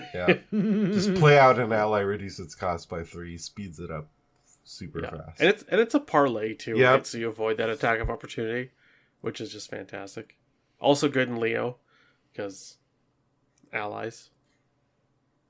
Because allies. Yeah. So I know we've talked a fair amount, but are there so calling in favors, motivational speech, what are like some particular Charlie cards where it's like you're playing Charlie, if you pick this class, you need to take this card? Any other ones out there? I mean, charisma to get more ally slots. Like, I like getting my full allies worth. Like 6 like allies. I feel like he looks. Yeah, half a dozen. Yeah. At least half a dozen. I feel like he looks at synergy cards a little bit harder than most investigators, right? Yeah, I've had some good success with call for backup, but I'm sure the other ones too. Yeah, because you're getting a multicolored assortment of cards out there usually. For sure. And Discord username ports out, Ian, you can get 10 allies out if you use the Rod of Animalism and Sled Dogs. Oh my. Yeah. Can you imagine having 10 allies out, actually getting to that board state? Are there any other cards besides Charisma that give you ally slots? Miskatonic, the university funding one is level 3, right? 4. So he can't take that. It's level 4. All right, so he can't take it. No. Beyond his reach. Charisma is the only way to get extra ally slots, right? And the Rod. And the Rod. Rod of Animalism. I really like protecting the Anirnik. 1 cost, fast, play after an ally. Sure. Location is discarded or defeated. Pop it back to your hand or draw 3 cards. Oh yeah, with this is one for you, Sean, with Sacrifice. Oh, my sacrifice. Stab something and play this, and now you can get 3 resources, 3 cards. Well, that goes into my Mystic Charlie build, doesn't it? There you go. That's 4 cards. Yeah. Draw 6 Dunk cards when you Renfield dunk and draw 6. Oh, so that's why he got tabooed. Oh, no. No, he didn't. What are you talking about? What? Another card that feels like another signature for Charlie Kane is Inspiring Presence, the skill that yes. readies your Sure. ally and heals them. And I like, because I'm just overkilling on this Charlie Kane deck, well prepared to get even more icon usage out of those allies you have out anyway. That's a good pull. Yeah. Oh, yeah. I like that, especially since that's like icons on assets are a thing you're already looking at by default you're in already Charlie. doing So it, yeah, yeah. that's a really good pull. I really like Galvanize. You can... It's fast. That's the one that readies, right? You ready a Guardian asset you control, and you can take an additional action, but you have to fight with it. But it's still ready something. Yep. So, ready's, I don't know, your beat cop, right? And then you can fight again. So, yeah. Interesting. Yeah. Charlie's so fun. I really, Justin is probably... I'm probably going to play Charlie in our Scarlet Keys campaign. I'm sorry. It's going to happen. I mean, no complaints here. I'd say the only downside of Charlie is just be prepared for a lot of math of constantly counting how many icons you're getting. Oh, yep. Yep. Mm-hmm. It's okay. I play Arkham Horror, the card game. I can do math. I promise. I mean, you play Marvel Champions. You can definitely do math. There's that. Yeah. I'll do you one better. I played Sentinels of the Multiverse, a.k.a. Math, the card game. Amazing. Vinny brings up a good point, though. A downside of Charlie, especially if you're going to like a convention or like a pickup game, is potential ally overlap. That can be spicy. Yeah, I didn't think of that, but yeah. I might, if I was taking him to like a convention, like standalone deck, like focus more on non-unique allies in that case. Just to avoid that. Yeah, I find I usually do in general. Like, I usually only have a handful of unique ones, but honestly, yeah, like, a lot of the Guardian and Seeker non-unique allies are really great. Just with those come into play abilities, or like Beat Cop and Guard Dog are just fantastic. Yeah. You know, the other thing we didn't talk about a lot with Charlie too is like with the allies he tends to have out, he's very soaky, tanky. He can take a lot of damage in horror because you just have so many shields on the board. Yeah. Friends, you have so many friends. Is that what we're calling him now? Yeah, sure. Xylo's mentioning in chat that Charlie's fun, but if your allies, or when your allies start to die, you start feeling weaker. Hasn't happened to me, but I'm sure it could. And especially scenarios that have any kind of ally hate in them, that would probably be a feel bad. There's not a ton of like specific ally hate, but there's some. What's is it Arrows from the Trees from TFA? Just like deal. Was that 1 direct damage to each ally you have? I'm gonna look it up now. Like that would murder all your Seeker allies. Oh, it's you take 1 damage plus 1 additional damage for each ally asset you control. So if you have that squad of like 6, that's like 6 additional damage. Woo. So if you're playing TFA, I would suggest going Mystic and bringing Deny Existence level 0. Charlie's just turning around and this whole squad is just pin cushions. Oh yeah, Psychopath saying Centuries of Secrets. I have to remind myself that one.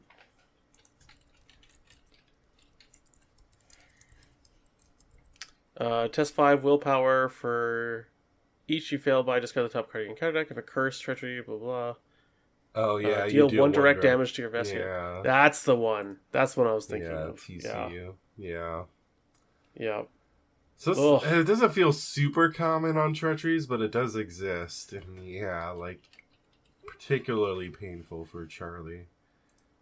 Yeah. Because, you know, there's quite a few allies that have just 1 health. So that could wipe out, like, let's say, like, half your allies in one swoop or even more. Mm-hmm. Which could just be a scenario ender at that point. Oh, and Nebulous Miasma from Edge of the Earth that Andy brought up. So it attaches to your location. When you end your turn at attached location, each card you control with Sanity takes 1 direct horror. Yeah. Mm-hmm. Oof. Rough. Yeah. Yeah, and like the Centuries of Secrets, for example, is like a will test. The way I built my particular Charlie, like, will is one of the icons, surprise, surprise, that I wasn't strong in, so Yeah. didn't pass a ton of treacheries. How convenient. One ally I've been really liking in Charlie, and I kind of just throw a 1 copy in as soon as I can, especially for standalones. Ikiak. Oh, Ikiak. Double duty. Yeah. Like, and just 1 copy. You have so many ally slots, you can usually be okay just her eating 1 to 2 weaknesses in a game and then just sitting there forever. So. And like before she does, she's getting you to a 4 on willpower or intellect. Mm-hmm. Yeah, she's great. I think Ikiak is underrated. I don't hear people talk about Ikiak very often. I agree. You know, I think, though, the only thing with Ikiak is she... How do I put this? She takes up an ally slot. How do I put and once she does her power, she's just prevented a single weakness from firing. Yeah. You know, like, it's... Yeah, I think she's got... Like, if you ignore the fact that she has a power, if you're playing someone who uses a lot of willpower or intellect, that is, like, in that mystic realm. She's a 3-drop 2/2 with 2 important boosts. Yep. What else do you need? Oh, the ability that, like, when it matters and I care, I can suck up a basic weakness and like stop something bad from happening. Great. For some reason, I was imagining in my head, like, Scott having Ikiak come into his office and be like, how do I put this? You take up an ally slot. That's pretty great. Yeah. But, like her and Charlie Kane, because he's got so many ally slots and you can get to 6 quite easily. Yeah. Like, having just 1 off to the side. And she can still exhaust for a +1, you know, when you have that 1... like a +2. A +2? On some of them, yeah. Yeah. Just she and Charlie, she gets you to a 4 on either of those skills. So that's pretty big. Yeah. You know who's another ally who might be good in Charlie is Malison. If we're talking particularly about being worried about treacheries that target your allies, Malison could be a good way to guard against that. And then when he's not doing that, because generally you're not using that ability like every turn or even every other turn, he's got some icons that you can use. So especially if you have like upgraded Malison, and he's super cheap to get your rig going. So, and oh man, username points out in chat, honorable mention to Stubborn Detective for absolutely wrecking Charlie. Oh no! You I lose didn't your even ally think slots. about that. Oh, Boop. So you know what? If you draw Stubborn Detective, one, either just yeet that. That's shit. a yeet for me. I think. Yeah, that's a You're like, I reject my fate. Yeah. I have drawn Stubborn Detective in Diana. I know how this goes. Yeah. Or you double down on Ikiak, and that is Fair. Yeah. yeah. Suck it up like an ectoplasm. Yep. And then protect Ikiak as much as you can. Oh, that's gonna give me nightmares. Yeah. I appreciate that interaction, but I will never play No. out a Yeah. campaign where I've drawn Stubborn Nope. Detective. That's a hard no. Unless for some reason I like Charlie so much that I decide to take him into an Iron Man, and then maybe. Yeah. Oh, I feel like that is the one that you just don't like. If you don't see it, you don't reject your fate. Yeah. Yeah. Seems fair. Stubborn Detective can just defeat Parallel Daisy. Yeah, I feel like anytime I'm going to play a grief deck, I'm just going to intentionally choose Stubborn Detective because I feel like it can just wreck so many people's days. There are some investigators where Stubborn Detective is a boon. Mm-hmm. And I guess I'm mostly talking about Lola. I think it's only Lola. But then there's my favorite investigators who he completely wrecks. Yeah. Is okay, so here's a completely tangential question. Which side of that continuum does Patrice fall into? Wow. Uh-huh. Huh. I think it depends how you built your Patrice and what stage of the game you're at and all that stuff. Like, I think the stage of the game you're at matters more than anything else. yeah, I think it leans more towards Rex.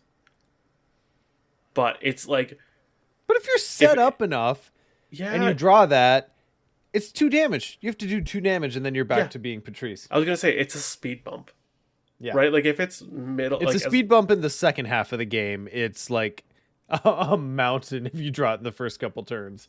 yeah, but you know what? If you have someone like, if you're Patrice, you're probably not the damage dealer, so you're probably playing with someone that can probably handle that, right? Like it's a 2 damage Idea. enemy, whatever. So, yeah.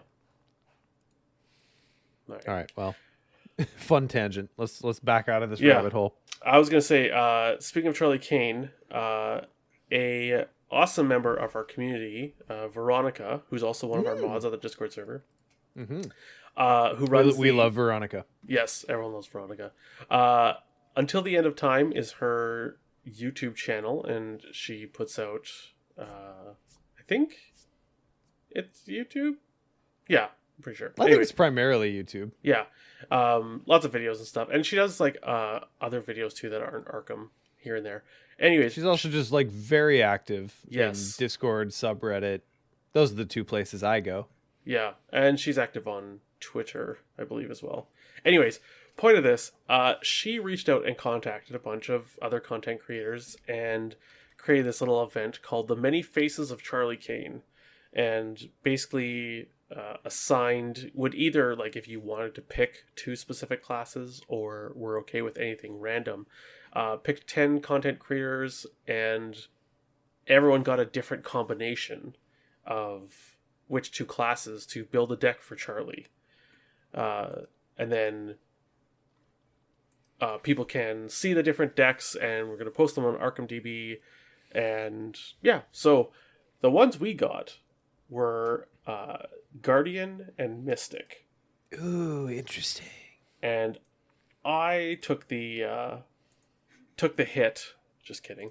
That's a pun that won't make sense until you see the deck. I took the hit of building this deck, and I call it Charlie.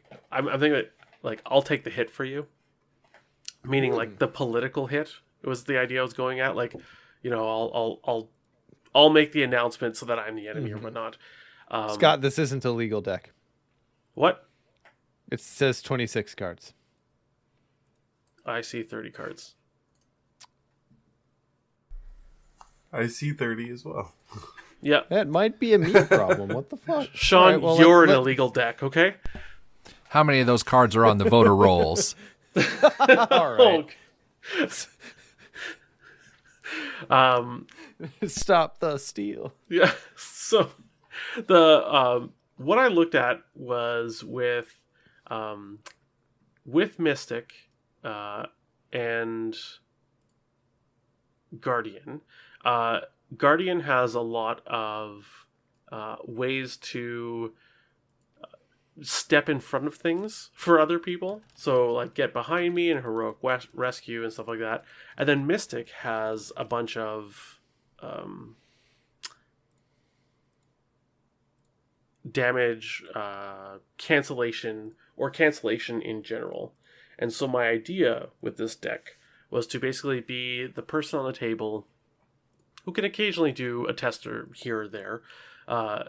But in general, you're walking around with the group and you can take enemies off of people, you can take hits for people, and you're basically just trying to soak everything that you can from others. So obviously a Hallowed Mirror, because it's Hallowed Mirror and you're going to be taking damage, and you can also heal other people.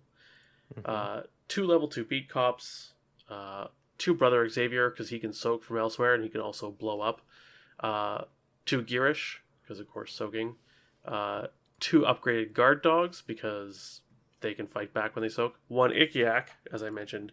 And 2 medical students for more healing. Getting into the Guardian specialties, we've got Get Behind Me. So whenever someone's getting attacked, they can basically attack you instead. I've had Worse, so that you can cancel some of the damage you're taking and then also gain those very important resources. Galvanize, as I mentioned, to ready a asset like something like Beat Cop or the upgraded guard dog, and then take an extra action. Heroic Rescue, because you can move to a location and take a hit for somebody. And then Inspiring Presence, because it's such a good skill for that. From Mystic, I put in Protecting the Anirnik, Ward of Protection, upgraded, so you can cancel, because you'll have so much soak, you can take the horror and whatnot. And then Promise of Power, because it's good and you can pass tests. Which we like. Yeah. And then for neutral, I have Calling in Favors, because that card is bonkers. And plus, if you're soaking a bunch, you can get something like a Gearish almost dead, and then pop him back up to your hand to grab something else, and then play him at a later turn, all healed and whatnot. So, love it. Yeah. And then with Beat Cop as well, and yeah. Yeah, and like, was it Heroic Rescue deals it a damage an enemy when it attacks you, or sorry, when you step in front of it, deals a damage. Beat Cop can deal a damage. Get Behind Me prevents some horror. Galvanize allows you to take an extra action to fight. Like, this whole thing is tanking a bunch and then also spitting back out some damage as well. I like it. Yeah. So there's another link I'll share for this event.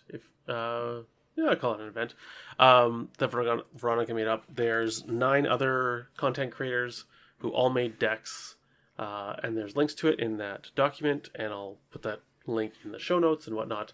But yeah, it was kind of fun to get the Guardian Mystic, because quite honestly, I hadn't thought of that combination for Charlie. And it's not, I don't think it was something that I would normally play, and it kind of made me think outside my wheelhouse and think about what that combination of classes brought to the table for him.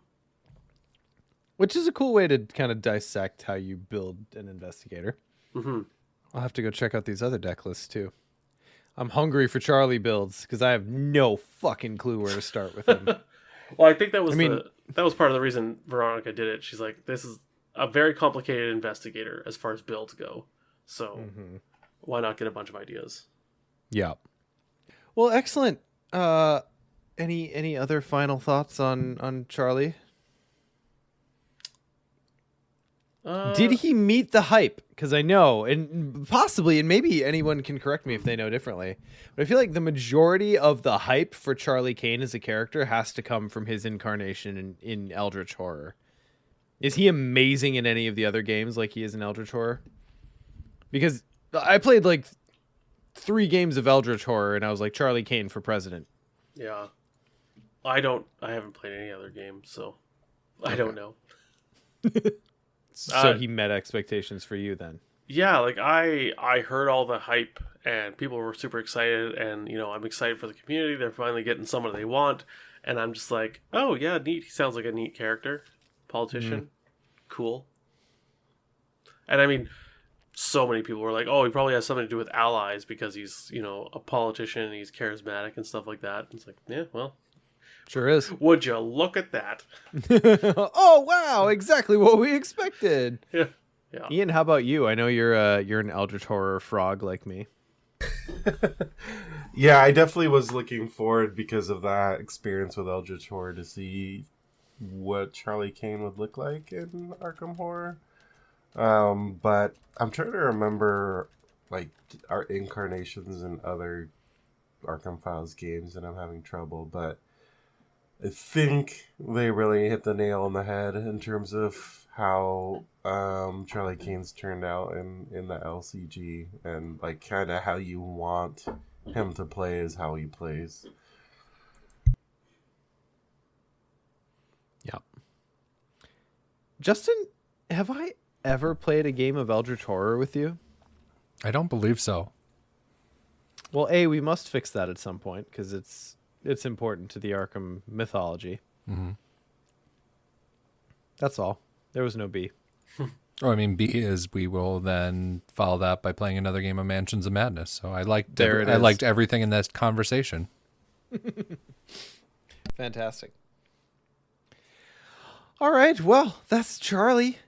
I'm very excited to build with him myself. Yeah, we'll have to talk. I'm going to go ahead and say preliminarily, Justin, that I'm going with my Mystic Survivor build where I go like Summon Hounds and Miss Doyle and like the shit where you don't ever have to like have stats. And we'll see how that rolls. Okay.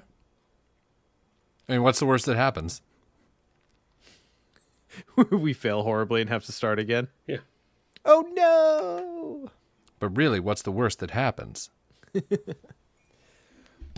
All right, boys. Well, let's break it down into Tentacle Time Part 2 then. Justin, since you're the only one among us who hasn't played Snap yet, I feel it only appropriate to let you go first. Yeah, that's fine. While you guys were talking about Charlie Kane, because I had nothing to contribute, I played Marvel Snap for the first time. So. All right. Well, Nice. God, I've never been so happy to be fucking wrong. Yeah, your statement is about 15 minutes too late. Well, I mean, you're very early in, and it walks you along the path for a while, I found, which I'll talk about a little bit about later. But what are your thoughts so far? I see the hook. I'm enjoying it thus far, but I also enjoy that it doesn't seem like a type of thing that it's going to hook me in the type of way where I'm like, oh, did I get my X number of games in today? Because the games where they try and have that type of, just impact, so you're always coming back, I dislike those. And maybe that'll change. Maybe they're being very gentle to start, but I mean, it could be that if you want it to be, but also, I have enjoyed it pretty casually at this point. yeah. I mean, the other thing for me is the thing you will bring up. When I can play with my friends, I'll care more. Yeah, exactly. When I can actually matchmake and we can like talk about the game amongst each other and have some like bad beat stories, that's going to be way more fun. So, all right. Well, we're just going to talk about Marvel Snap for the rest of Tentacle Time. So, as a preface, to see where we all sit, what is y'all's rank and what is your collection level at this point? Because I feel like I've played a decent amount in the past week, but I feel like I'm going to get outshadowed because I always think I'm one of those gamers who games a lot now. But I'm never one of those gamers who games as much as some gamers anymore. Okay, I'll let you guys go first. All right, I'm at rank 17, so I'm still in Iron, and my collection level is at 126. I am at rank 24 in collection level 122. Okay, all right. Interesting. God, you're way better at this game, apparently. Because we're not far apart in collection level, but you're way higher ranked than I am. We and the ranking just reset on 3 days ago. And the other thing is, I always fucking forget to snap, and that matters.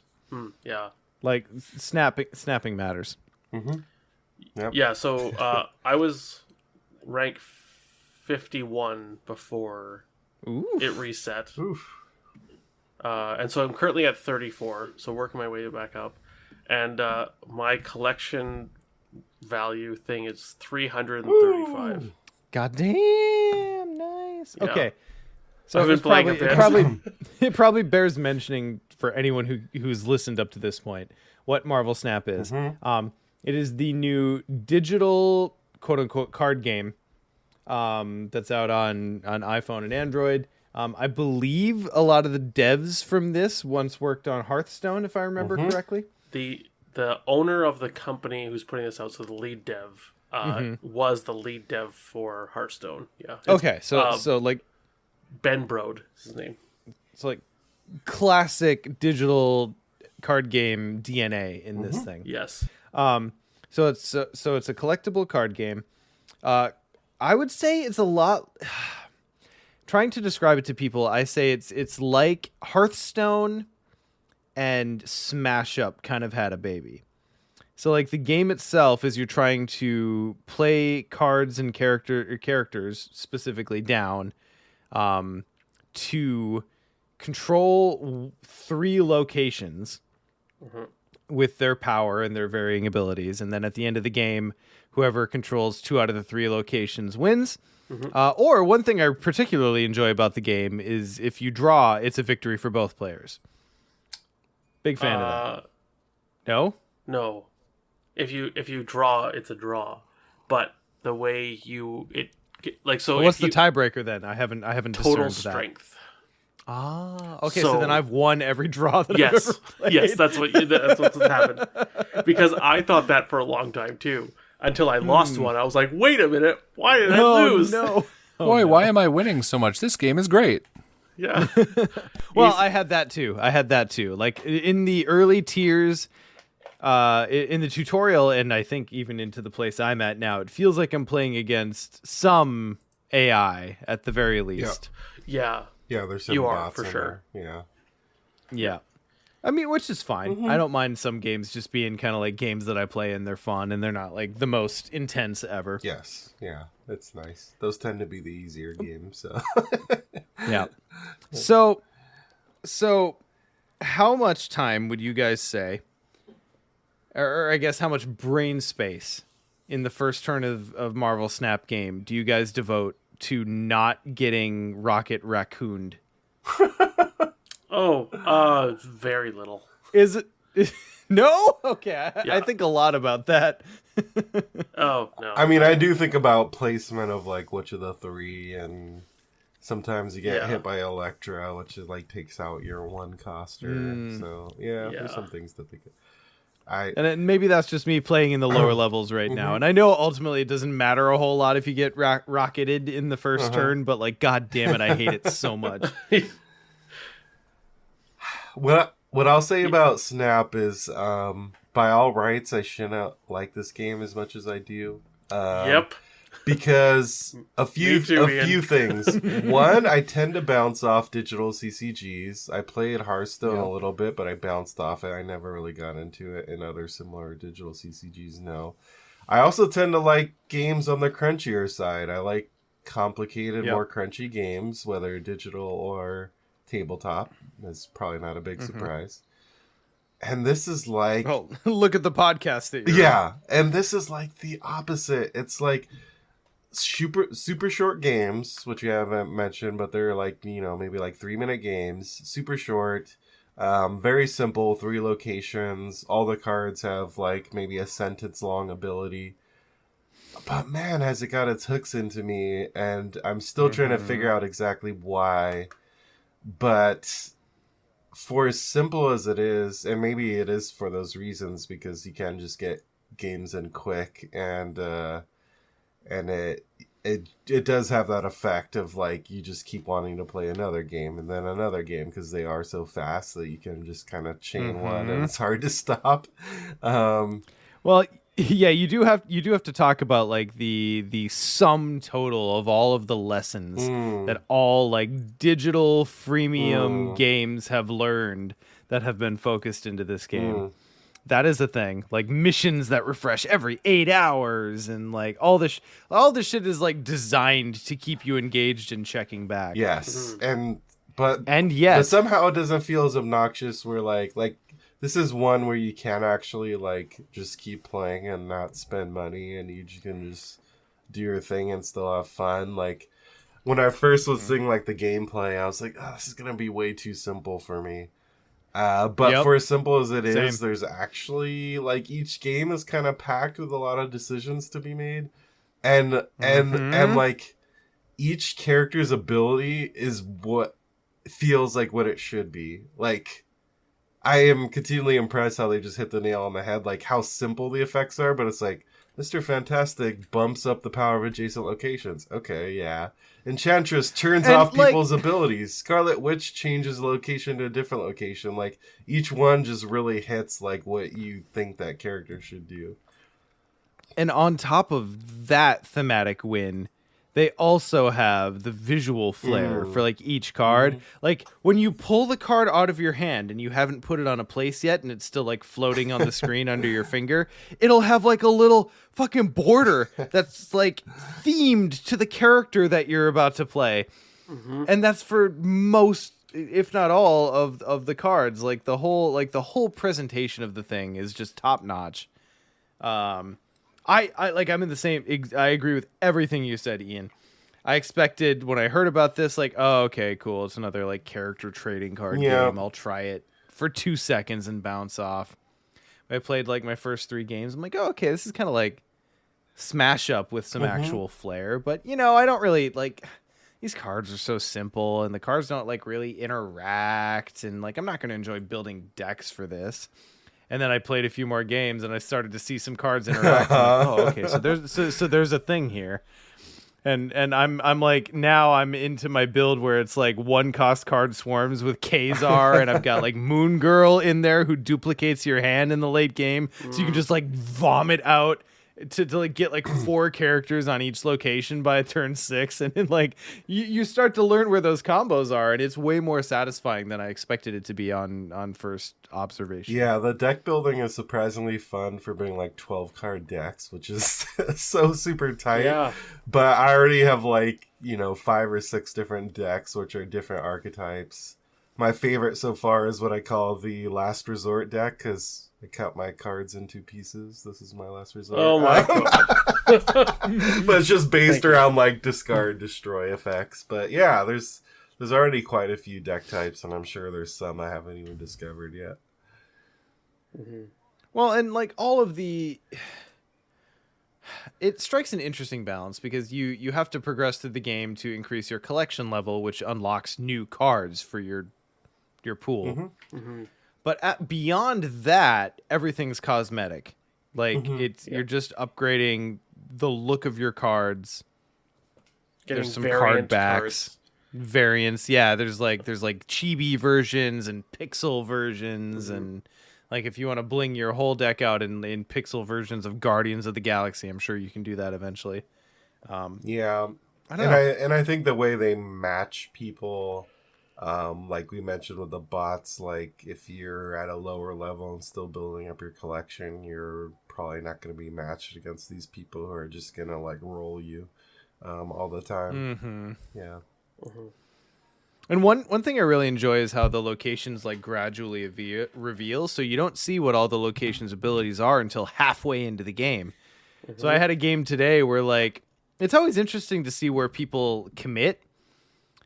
The first location we had was like cards 1, 2, and 3 cost can't be played here. And then the second 2 locations were unrevealed. So it's like, all right, well, first couple turns. This is like Hearthstone. Your resources gradually ramp up every turn. You know, once per turn. Barring any card effects. So obviously no one's going to the left. So I chose the middle and he chose right. Or they chose right. And then the game played out for for 2 more turns, and then the third location gets revealed, and the third location where they had committed 3 cards already was at the end of turn 4. All cards switch sides, and I was like, "Oh, sorry, buddy, this game's done." I snapped and just started like, "It doesn't really matter what I play at this point. Everything they've committed is mine now." Like, there's some really cool elements like that where. And, you know, I'd think about that game like, they got screwed by RNG, but also they chose to commit hard to the last location that gets revealed, and that is itself a risk. So there's a decent amount of tactical, thinking that goes into this, and I'm sure there are people who will like know all the possible locations and kind of think about those things at some point, but I don't know. Having a good time with it. Yeah, the locations are a lot of fun. Just the crazy effects they have on some of them, like some, where you copy all your cards, or I'm trying to think of what the more wacky ones are. Like I ran into one where it throws ninjas out that like minus each side. So yeah. Well, and I'm playing the Swarm deck that wants to just like flood my board with lots of low cost cards, and then use a couple big cost cards to boost them up. And I got Central Park, and when Central Park comes out, it tosses a squirrel out on every location for each player, and it's like, no, those are my spots. There's a few locations I don't like just ones that what do you call it? Was it switch your hand? At like the end of turn 6. Sure. I hate it. Or ones that like you draw from the other player's deck, or your deck becomes a random deck of 10 cards. Like it's one of those things in card games, like, let me play my own cards.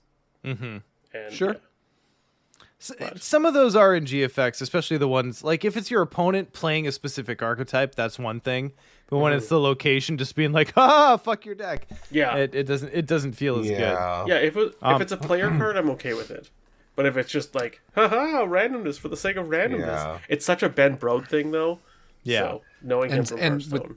With the randomness, I was curious about that for you, Scott, based on our previous discussions about Star Wars Destiny. Vis-a-vis Netrunner. Yeah. Well, and that, and I know just the general randomness, but it's interesting to me, and I'm glad it took. I mean, if it had no harm, no foul. But Well, and you know what? I tried it initially, and I fell off of it, and then someone, I think it was PAX, started talking about it on the Discord, and I was like, I'll give it another try. Everyone's kind of playing here, and it took for me. Yeah. So.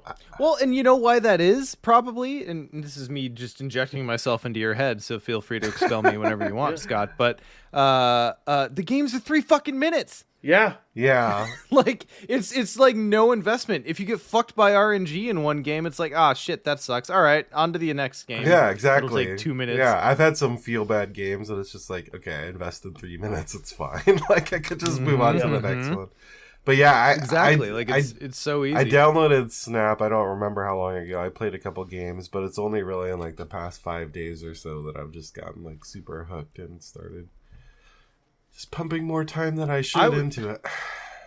Yeah, I was just really sad because it's not very often that I will actually want to like throw money at a mobile game. This is one I was considering buying the season pass. So like as I was getting through the recruitment ranks or whatever, I was like, oh yeah, I'll buy the season pass and get that like Miles Morales card and like whatever other bonuses that come with it. Literally the day the season closed, I fucked up and I was really close to getting out. I didn't realize that you have to get out of the recruitment ranks before you can purchase. Take my money. Like it locked me out of buying it before I got out of the ranks, and I was half a day late. I assumed that a day meant 24 hours. It was actually 6. So like I get home from my day, picking the kiddo up from extracurriculars, blah blah blah. I sit down to play Snap, and it's gone, and I can't buy it. And now I have to pound through like 6 more games before I can get out of recruitment or the recruit level. So anyway, to save anyone else that pain, you can't actually play the real game until you get out of the recruitment levels of the missions. Yeah, I came across that as well. It took me a while to get out of recruit season, but I emerged. But I'll probably throw the $10 at the season for the Black Panther stuff. Like, it seems cool. Mm-hmm. And I'm playing it enough that, yeah, seems justifying fine. itself. Yeah, it's cheaper than Hearthstone. Yep. I am curious how much staying power it will have with me, just because not because I see any big flaws in the game, but just because like it's hard for any game to have staying power with me that's not like one of my mainstays like Arkham, let's say, or especially when like the bones of the mechanics are inherently simple. Yeah. Like there's lots of space for them to develop, but at the end of the day, you're playing dudes down at 3 locations. How long can that be entertaining, regardless of what the dudes do? Especially digital games. Hours for me is the answer, actually. I like it. Definitely, I have not seen the end of the legs. It's going to be good for me for a while, but I'll be curious how it in 6 months how I feel. Exactly. Like I think there's a surprising amount of design space there for how simple it is. I think one good sign has been like, because a lot of games I was playing because there's like the mission, so I'm just trying to like, oh, let me get someone to retreat or let me play out these cards. But then even when I had 0 missions to play, I still had the urge to play to try out like another type of deck or something. Mm-hmm. So that was a pretty good sign to me that it has some kind of staying power at least. But yeah, we'll see over the long term. And you still earn season whatever points for just playing, by the way. So whenever I think it's like equal to your power at the end of the game. And you still get, you get your points towards upgrading cards and all that kind of stuff. Yeah. Well, yeah. I mean, like, Scott, I know you used to joke about Hearthstone as being like a really good pooping game. Or Star Realms being a really good pooping game. Oh, this is so good. Yeah. Like it is the perfect, because it's either like it's like 1 pinch off or it's 2 pinch offs worth of pooping. Yeah. I mean, so you're saying they should have called it plop? Marvel plop. I mean, it'd be apropos. Yeah. Mm-hmm. Apropos. Oh God. Well, okay, so I'll be excited to talk about this with you guys as I continue to get into it, because I really feel like I've only taken off my first sizable bite. And again, like as soon as we can play against each other, then it becomes an entirely different entity. Yeah, so I can't wait for that. Very excited for that. All right, boys. Well, thank y'all for joining us for episode 142. We'll see you next month. That's December, early December. For 143 and 4. Bye. Bye.